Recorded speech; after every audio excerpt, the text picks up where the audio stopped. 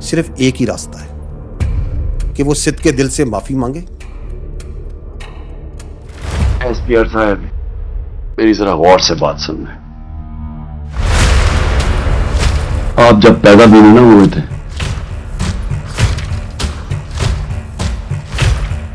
तब मैं अपने मुल्क को दुनिया में रिप्रेजेंट करता था।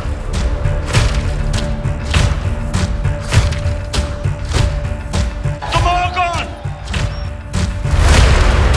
बेशरम, तुम्हारी माफी की जरूरत नहीं है। याद रखना, हमारा कलमा हमें कहता है कि कोई नहीं है खुदा सिवाय अल्लाह के, किसी के सामने हम नहीं झुकते।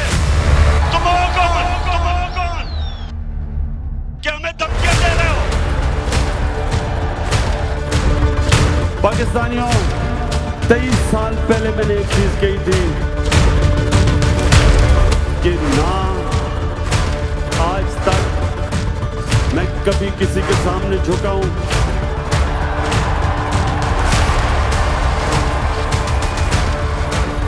सिवाय अल्लाह के, और इंशाअल्लाह कभी अपनी कौम को किसी के सामने नहीं झुकने दूंगा, इंशाअल्लाह।